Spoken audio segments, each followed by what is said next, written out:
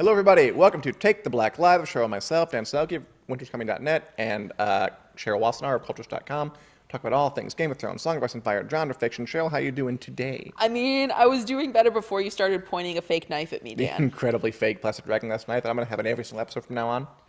I'm so glad. You never know when White Walkers will invade. Yeah, like fake White Walkers can only be killed by fake dragon class. Oh boy, we're taking this way too far. You're going too deep, Dan. You're going too deep. Wait, hello, Amy, Julie, Daniel, Corinne, Desiree, Lisa, Karen, Tanja, Christian.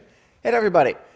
First things, really, really quick. You may have noticed that we have attempted, we're not quite there, to steam the banners. I know they don't look perfect. We'll steam them even harder next time before the first season 8 episode thing. But we did do it, and we're gonna do it some more. Yes. So okay. I took over steaming from Dan.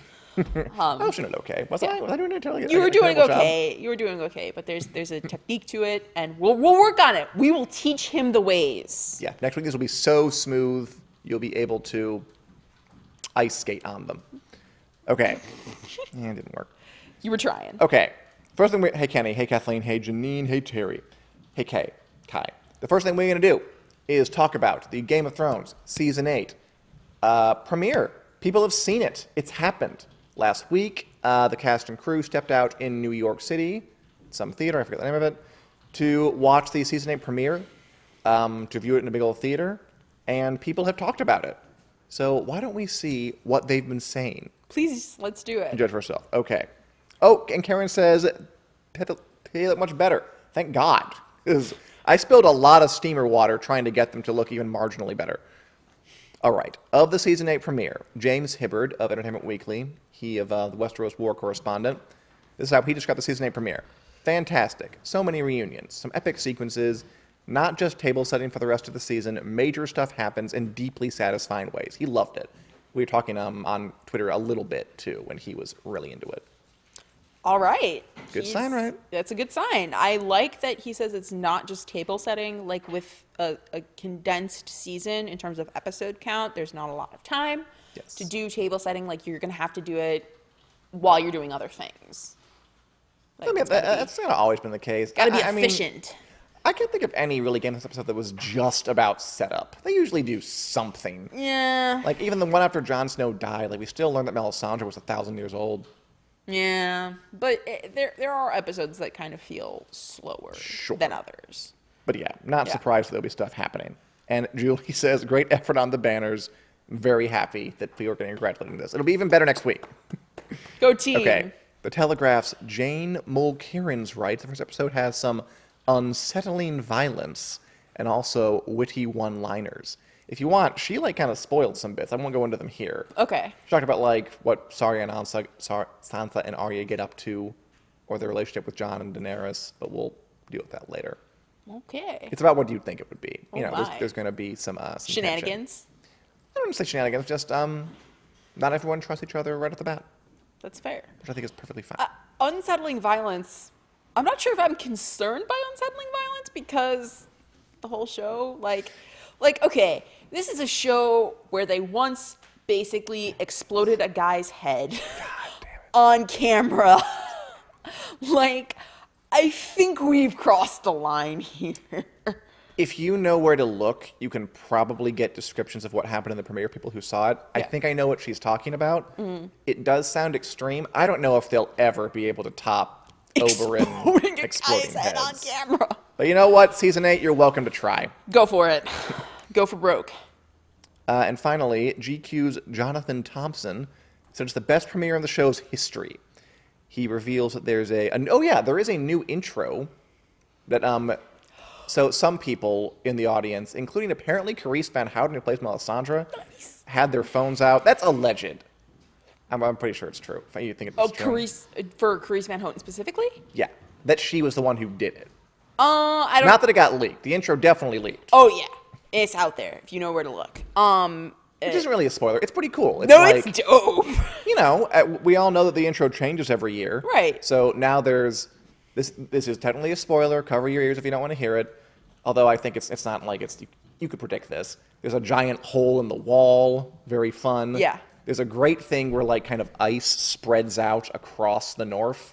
symbolizing, White Walker's March. Yeah. There's a bit where we actually go inside the Red Keep of Yes. King's Landing in the intro. That is a killer shot. It's pretty damn cool. Like, I saw it in, like blurry phone cam footage, did, and I was yeah. still like, whoa, that's super dope. So And Lisa loved my short version catch-up of all 7 seasons earlier in the week. Thank you, Lisa. It's pretty great. That took like 30,000 takes to get right. He does like his best like Music Man patter. Like he's just it was great. I appreciate it. Thank you. But yes, I was go pretty watch happy with it. I really did. Like I worked hard on that. Yes. To make sure it finally got right. So many takes, so many mess ups. Like, oh, live it up. Yeah. All right. Yeah, very cool. He also says that it is, one of the top 5 episodes he's seen. It's that good. He calls the pace near relentless. Says that it could be the funniest episode in the history of Thrones. And there's nudity. I mean, shocker. Yeah, like John and Danny getting on at Winterfell? Question mark? Doubt it. Well, I doubt it, but good. It's hard, like, not to talk about what we know. Yeah. Because we're not going to spoil anything. We except don't the know intro. anything. Oh, we know some stuff. Oh, we're lying that we don't know anything, but we're pretending we know nothing. But we're not going to tell you. But yeah, nudity, Yes. relentless pace, hilarious apparently. Okay. Which, there's always been jokes. I've always liked that about the show, actually. Yeah. It's never been... Can you imagine, like, an alternate universe where it was just Game of Thrones, the story, but they just stuck to the really dire, awful tone without any of the gallows humor? I don't think it would be as good a show. No.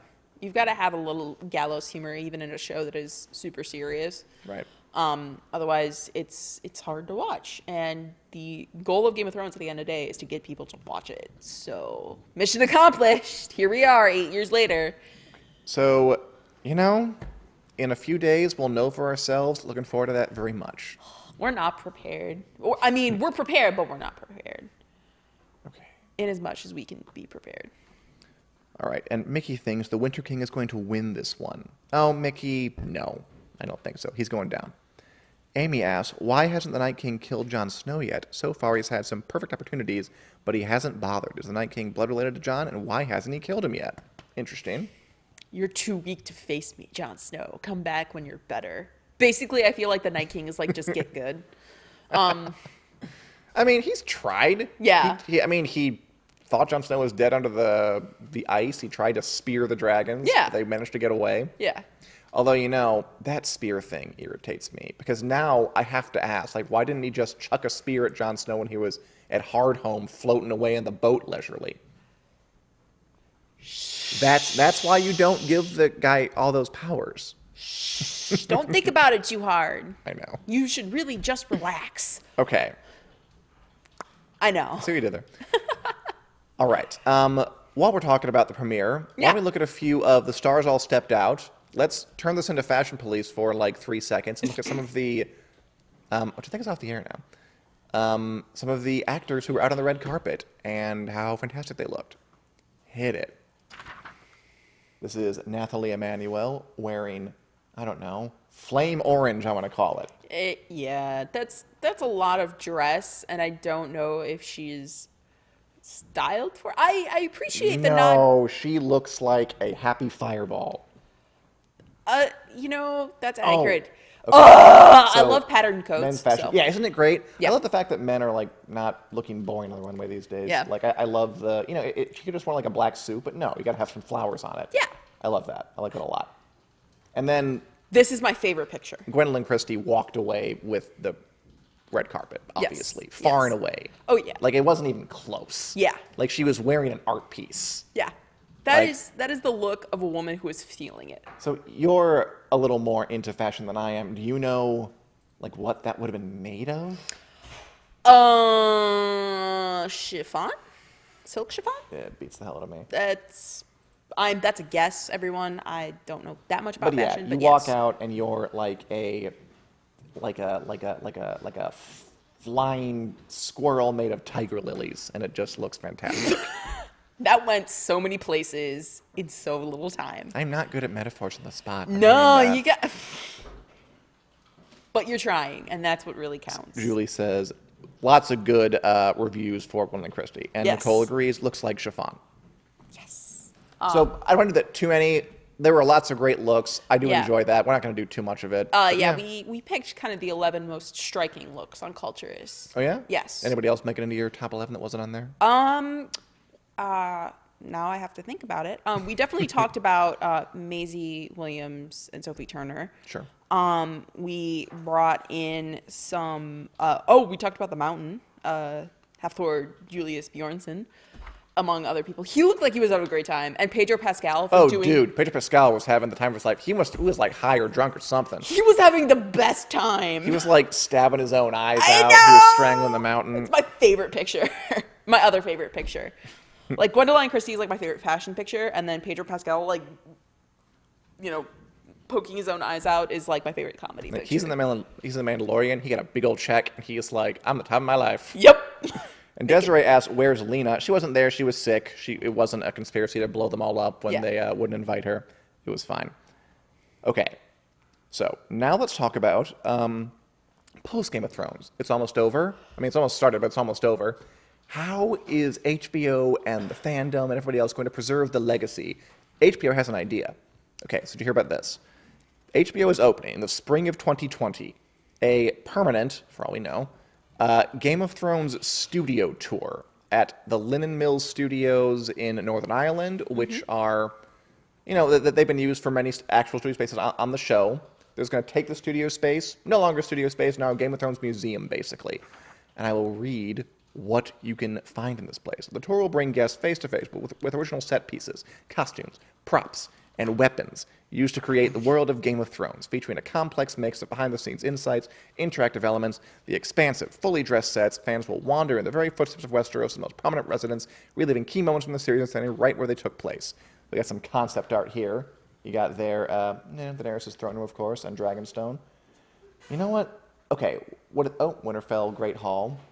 What do you think of this? Does Game of Thrones deserve, should have a permanent museum to commemorate what it's done for Northern Ireland or just for the world?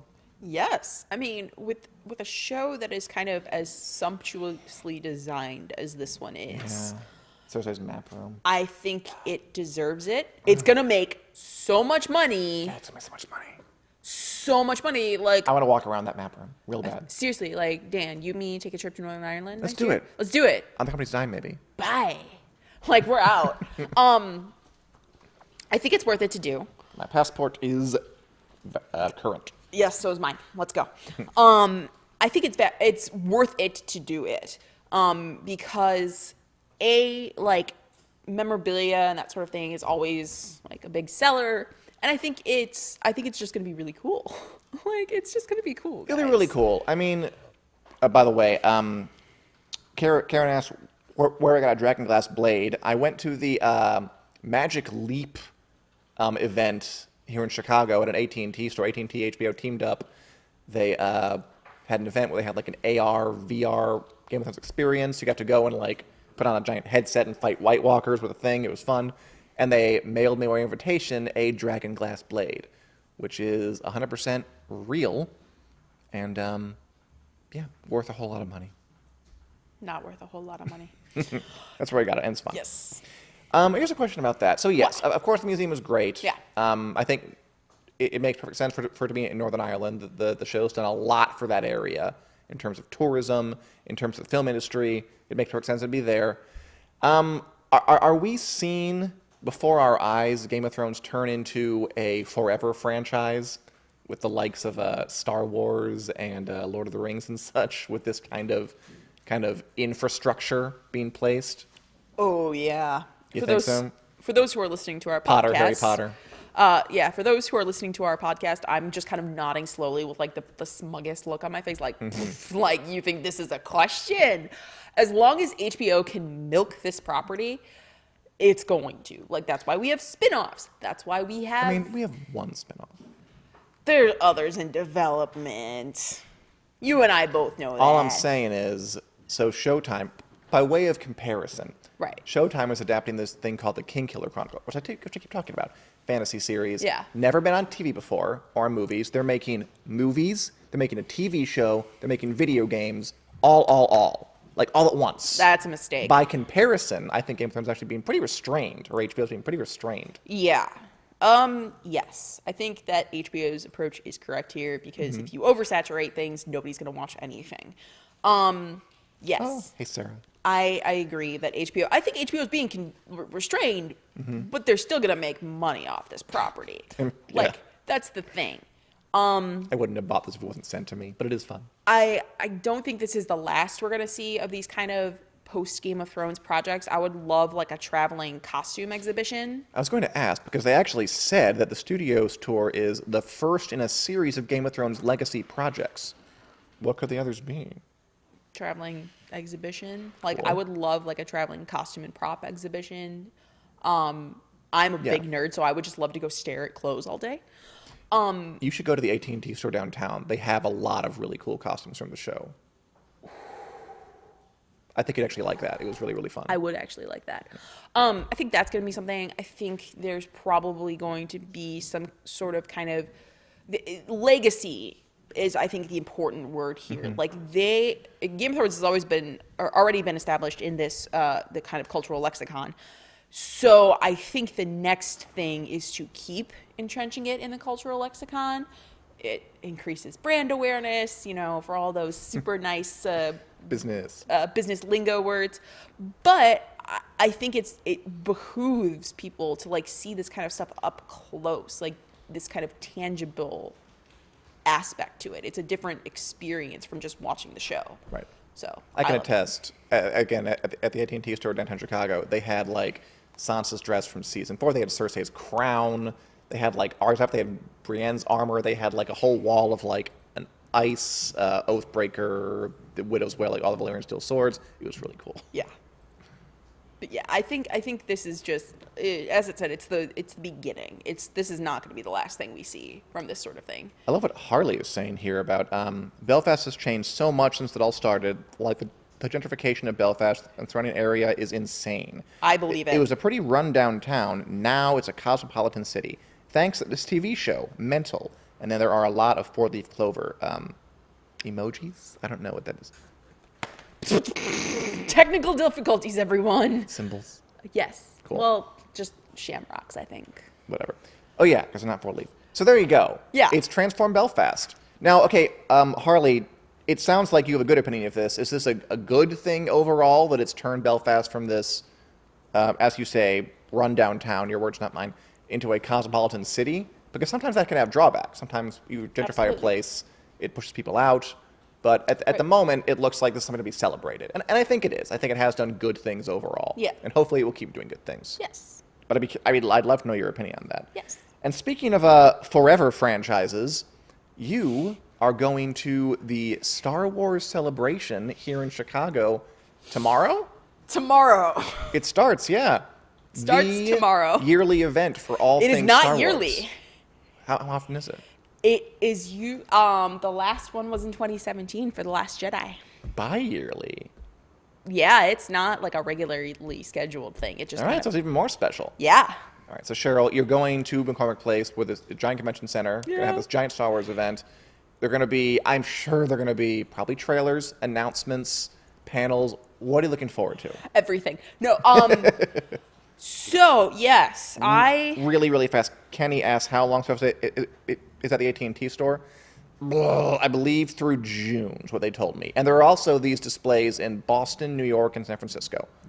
If you happen to live near one of those. Okay, go on. Okay, Star Wars. So yes, I will be on the floor of Star Wars Celebration. So if you want to follow, She's jealous of you, Cheryl. Lisa is. oh yes, thanks, Lisa. Yeah, I'm jealous of myself in a weird way.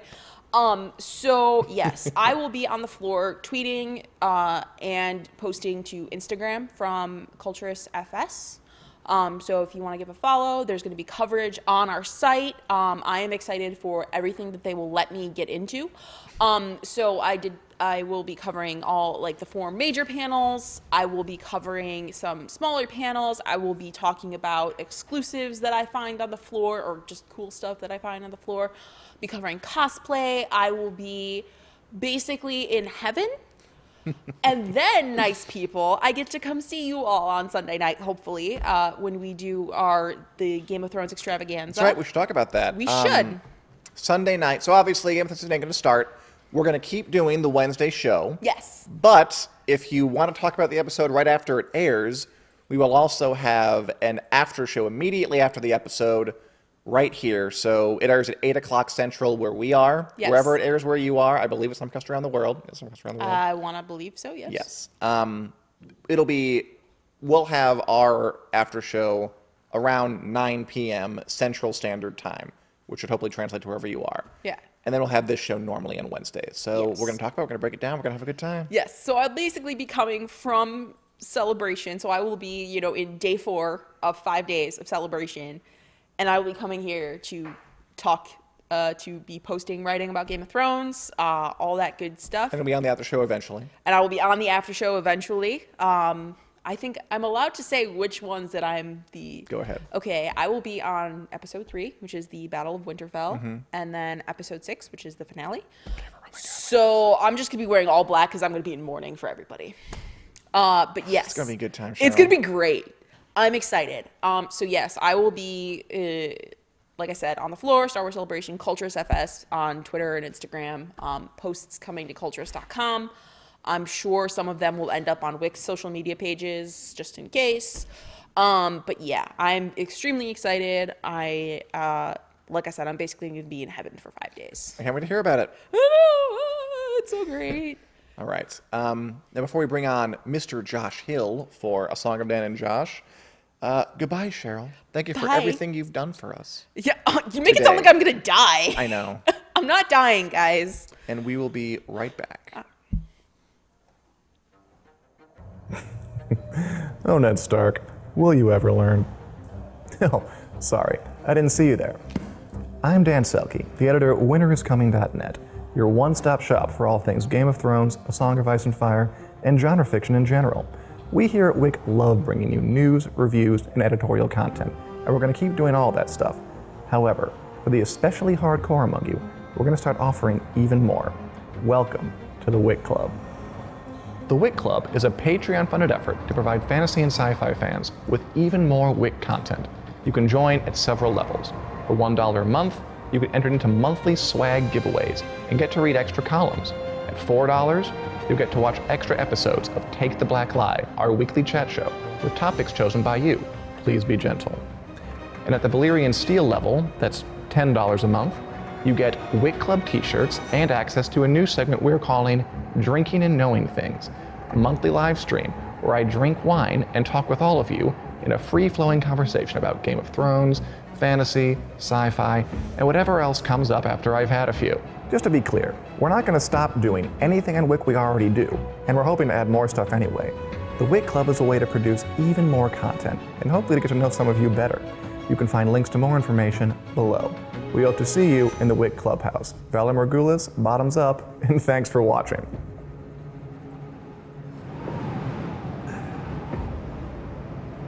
Welcome back, everybody. This is A Song of Dan and Josh, It is. the show where myself and Josh Hill of fansided.com Hello. read through each and every chapter of A Song of Ice and Fire, George R.R. Martin's unfinished masterpiece, and break them down. It makes them work, what makes them succeed, what makes them special, it makes them, on occasion, not work if we think that's the case. Yeah. And by the way, let's see, somebody asked, Kathleen, the address for Cheryl's site is culturess.com. Mm-hmm. That's CULTURESS.com. .com. Yes. There you go. That's a .com. I know, but you spell out the first thing, spell out the last thing too. It's true. .com. Consistency. Period. All right.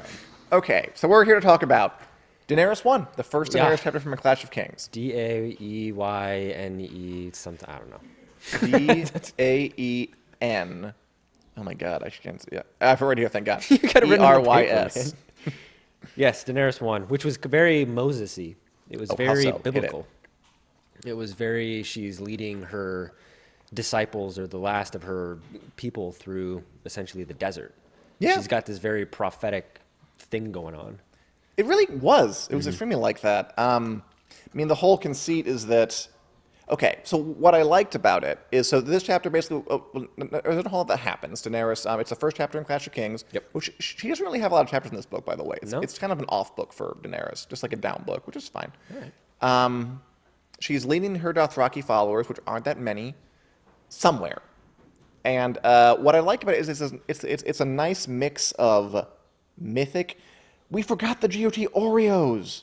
Oh my God, Dan. If you want to give us any, Cheryl, love it. I'm leaving. I came for the Oreos. No, we're gonna get them. I completely forgot. Thank you for reminding us, Diane. Game of Thrones Oreos available now wherever Oreos are sold. Okay, can I open this? You wouldn't mind? Ugh. Ooh, I have a Stark Oreo. And I have a Night King Oreo. That's pretty cool. It's very cool. I don't know What? what this is. Oh, you want an Oreo? Oh, Richard needs an Oreo. Here you go, Richard. Oh, yeah. All right. I don't even know what this is. I have an Oreo. Mine says Oreo. House Well, Oreo. turn around. Oh, there's something on the back. There you go. That's Targaryen. Targaryen. I knew that. I was just testing you. Dragon. Okay, Targaryens. Targaryens. Well, how fitting So- that we're talking about a Targaryen, And too. you just ate one. What I liked about the chapter is that it mixes this kind of mythic bits. Yeah. Yes, that she's following a comet. Which she also interprets as being her, just like Theon Yes. did. Daenerys Targaryen had seen the comet first on the night she had burned Khal Drogo. The night her dragons had awakened. The gods have sent it to show me the way. Again, very mythic. Yep. Very epic. I think she has more of a claim to that than Theon does, who just kind of looks at it and assumes, like, I'm great, that's my comet. Like, she did birth dragons when she saw it. That's a good connection. Fire. Yeah. You know, they're fire, it's fire, yada, yada, yada. So it has that, but it also mixes it with this very kind of practical aspect, where she's following the comet, and they're wandering through the desert. It's very Moses-like, but also she says, okay, she thinks rather, okay, so I can't go to the Dothraki Sea, because the Dothraki Khals will find me and they will kill me and take the dragons. I can't go south, because the Lamb people will kill me and take the dragons. Like, yes, it's mythic and epic, but also she has to go into this horrible desert, because everywhere else there are people, and kill her. she's basically defenseless. She has like 3 tiny baby dragons and some old men and like women and children in her Dothraki horde. Like, this is the only way she can go, which I like. I like that Game of Thrones is all about, A Song of Ice and Fire is all about taking kind of the mythic fantasy tropes of A Lord of the Rings, and they're still there, but you mix in the kind of real-world politics side. Yeah. And this is that. Yes, it's a Moses trip to the desert, but it's also, listen, we got to go to the desert because there's no other option. Yeah, it's necessary. She has to. Which, I don't know, that was... The Moses-y angle to it was a little on the nose. I guess think? it's maybe because I know where the story goes, so she does have this very, like, religious arc. Yes. In a lot of ways. So, I don't know if that's what Martin was going for. But I do like that he kind of... I mean, I know that's what he was going for, but I like how he kind of weaved it in there where it's like, oh, yeah, there's practicality in why she's doing this. And there's another bit with that where they wander for a while and they reach a city. This bit is cut from the show. I don't know if you remember what happens in this bit. I forget what they call it. They call it I didn't review this. I was too busy. Oh, Veas Teloro, like a dead city, like this empty city, which was a thing in the ancient world, by the way. Yeah. Just like if you go through, the Mediterranean, they are just like empty cities and ruins left over from like literally 4,000 years ago. It's kind of lying around.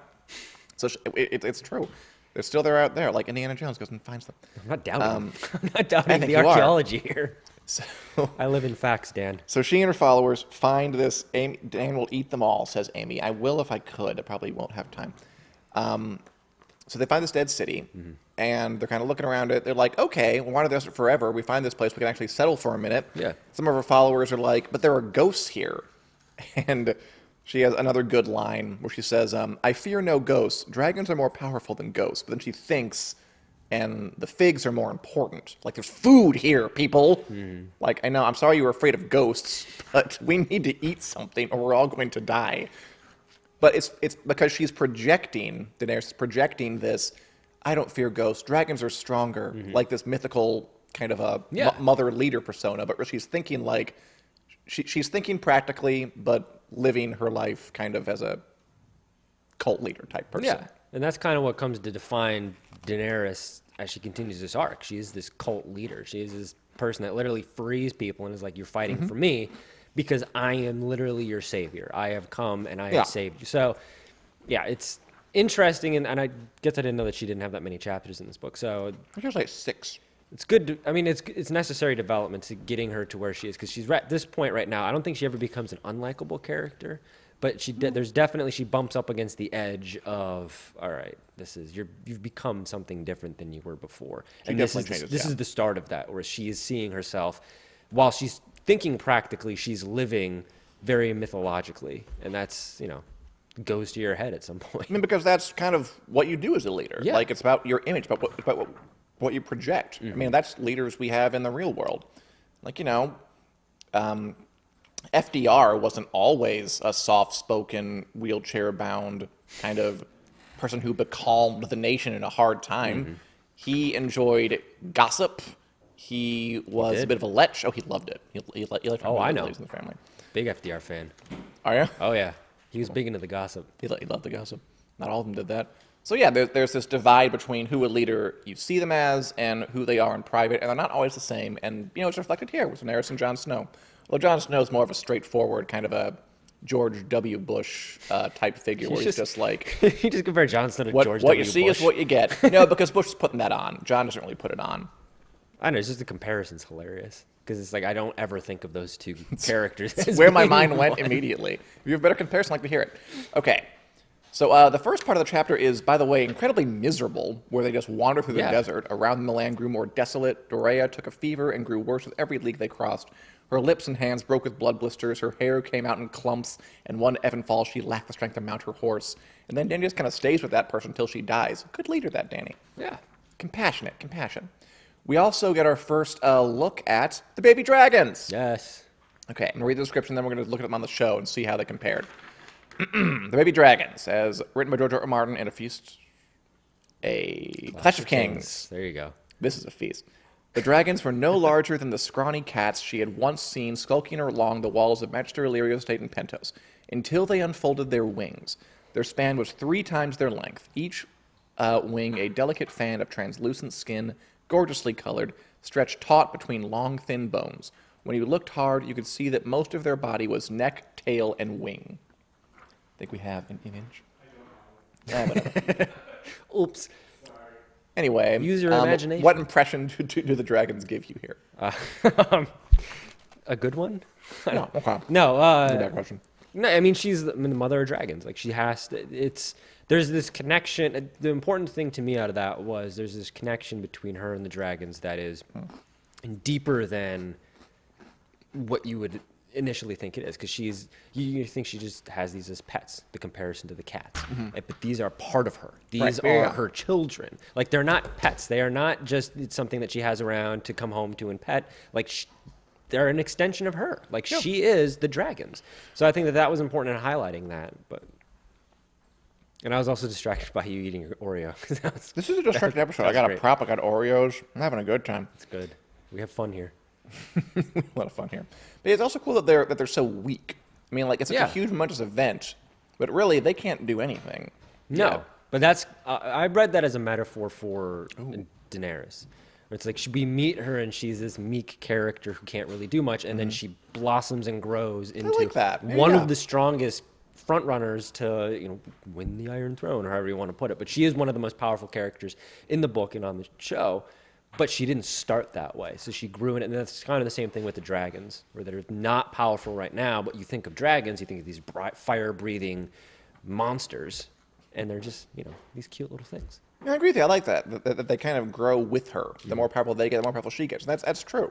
Like, she's never been more powerful now on the show with her armies and her boats and her Hand of the King and Tyrion, and the dragons are freaking powerful, too. She did lose one, though. And at this point, she's incredibly weak as well. Yep. Like I said, no followers. I mean, her followers are, they can't really do anything. They're older, they're kids. Yeah. And she'll have to work her way up, which is why this book is kind of a slow book for her. Do you remember this part in the show much, by the way? Not it's where she goes to really. Karth. A little bit, but not really. Like I can picture the scenery, but I don't even think Right. I'm picturing it right. It's the one where her dragons are stolen. She has the memeable, like, "Where are my dragons?" bit, which is made the meme rounds over the years. Yeah, it's definitely and they punch that up for the show, by the way. It's much less eventful I was in going the to say, it books. was very subtle in the book. I mean, we haven't been there yet in the book to Karth, but we're getting there. So I was Jorah gonna say- Mormont. I was going to say, we've talked about it here. I was like, I didn't notice that when we were reading the books. I mean, but it's like, at the very subtly. end, at the very end, 3 people. So she sends her blood riders out to find people, and one of them finds Karth, and she brings back 3 people from the city. And then in the next chapter, we'll be there and we'll check Spoilers, it out. man. What's that? Spoilers, man. Come on. It's a really old book, and the show. Which we've established the entire point of this segment is I've never read the books. You've seen the show though. It's the same have. thing. Okay. She's going to Karth. A little different, but it still works. The same thing. Okay. Anyway, Jorah Mormont. Yes. So she has a long conversation with him. She basically asks, like, "I'm not doing anything for the next 20 minutes. Tell me your life story." And Exposition. did it feel like that? Because he gives this long account of basically his marriage to his second wife, and saying that, she was very beautiful. She was a lot richer than me. I saw her when I won a tournament. I asked for her hand. Her father said yes for some stupid reason. I brought her back to Bear Island, which compared to where she was used to living is like bringing you from a penthouse apartment in Paris to a trailer in the Alabama or backwoods something. of, what's that? Like Louisiana or like Alabama or Yeah, somewhere. or like the bad Carolina. I won't say which one. You decide that. Nice. And she was upset, and so we had to do more and more things to kind of please her, which eventually ended in selling slaves, which is illegal, and that's why he got exiled in the first place. It's a long bit. What do you think of Jorah pouring his heart out to Daenerys? I thought that it was him falling in love with Daenerys. You don't just open up your heart like that. Which one did you get? I got a Lannister lion. I'm so very proud happy of about that. that. I really am. I love the joy. It's great. Does it I've taste, only does gotten it taste Night like a King Lannister? so far. Does it taste like a Lannister lion? Oh, there's a bit of broken glass in here. Oh. I'm suing. There you go. No, but with Jorah, it's like you don't just pour your heart out like that. So he's clearly has some emotional connection to Daenerys, this loyalty that extends far beyond the point we're at right now. But to me, that was more him investing and him opening up. And I couldn't tell if it was out of desperation because he knows he can't go back. He knows this is his life now, or if it was because he's genuinely opening up because he has these feelings of affection for Daenerys and this feeling of trust where he can open up and expose himself. He's supposed to be this strong soldier, male character who's opening up a wound and opening up his, this side of him that you don't normally see. And he's doing that for Dany. She is. I mean, she did ask, and I think he was like, "You're my queen. Fine, I'll tell you." Yeah, you could have said no. Because no. I mean, it kind of came off as like it did read a little bit forced to me that like no one talks in these long page-long paragraphs about their life story. But at the end, she asks, "What did your second wife look like?" And he, of course, responds, "Why, she looked a bit like you, Daenerys." And then he leaves the tent or whatever they are. Wow. And there's a lot we can take right there. Yeah. Obviously, he has this unrequited love for her. A little bit. And it started up. And there's a bit where she tries to think of it. There's a nice little passage where she's like, she tried to think of being with Jorah, but it wasn't working. Poor Jorah. in her head. Poor Jorah. It's over before it even starts. Oh, totally. He walked out of that and he's like, oh, yeah. I've planted the seeds and I will let them Exactly. grow. She's like- Daenerys is like, God. She says his face kept morphing into Khal Drogo's. So, she's still carrying that torch. And Yeah. but she does say, see, he can never have me, but one day I can give him back his home and honor. That much I can do for him. I mean, you mentioned about It's like such. why you Because he laughing? wants much more than that, and she's like wants to fall in love with her and has this like whole grand vision of I think he is in love their with her. children and everything like that. And she's like, I can send you home. Well, That'll I mean, be good. Well, you just Like, mentioned that, you're not sure if he was talking to her because he doesn't think he can ever get home again. Yeah. I mean, that is a big thing. He's It been. is. I mean, how would you feel if you were told you could never go home to your family again and you had to go live the rest of your life in Puerto Vallarta? I mean, it could be rough. So going home is a big thing. That's important. Yeah. So, and she Well, you mentioned just he can't go home again. She can take him home. Yeah. Like, if she's going to invade and be the queen, like, oh, you broke a law? Guess what? I'm the queen. You didn't break no law. I pardon you. Yeah. Like, that's his ticket back and his ticket to love. It is, but I think he envisions a different ending to that, where he's by Daenerys' side, Right. where it's like in reality, it's the end Your of a king, road trip. maybe? It's the end of planes, trains, and automobiles, where they got to go their separate ways at the end. Bye. I don't know who's John Candy in that scenario. I'll leave that up to interpretation. Okay. And finally, some vocab from this pretty uneventful, but again, evocatively written chapter. Yeah. Okay. I don't know how to say this one. It was a sere and desolate land of low hills and barren wind-swept plains.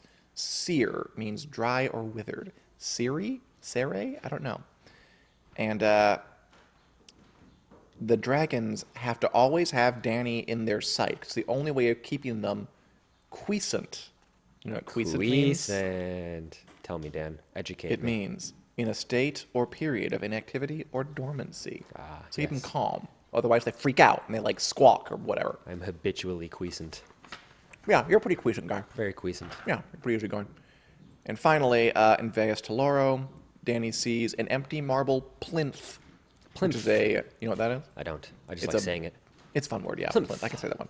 It's a base that supports a statue or vase. So basically, it's kind of that fun environmental storytelling thing. Like she Yeah. mentions that, okay, so it's a dead city. I'm finding an empty thing where a statue should be. Someone took this. A plinth. It's a lot less exciting than it is to say.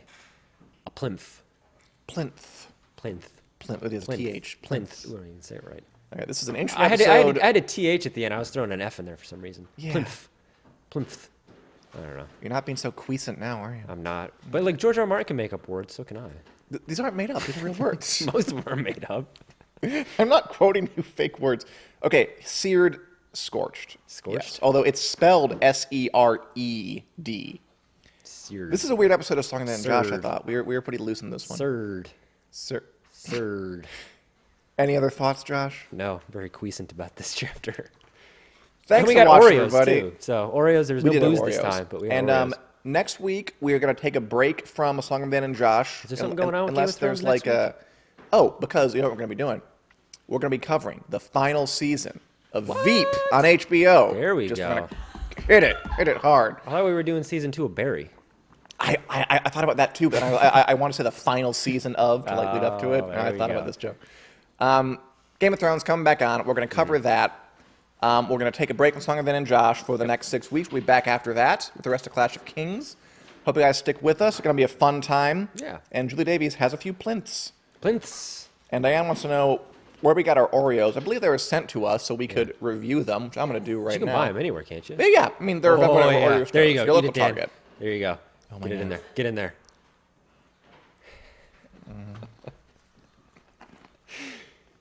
Oh, God. All right. Quiet. Quiet. Well, look, This is great. this is the best episode we've ever done. Oh, I can't believe we have to take a break from this. What a way to go out. Night, everybody. Thanks for watching. We'll be back next Wednesday reviewing Game of Thrones Season 8, Episode 1. There we go. See ya.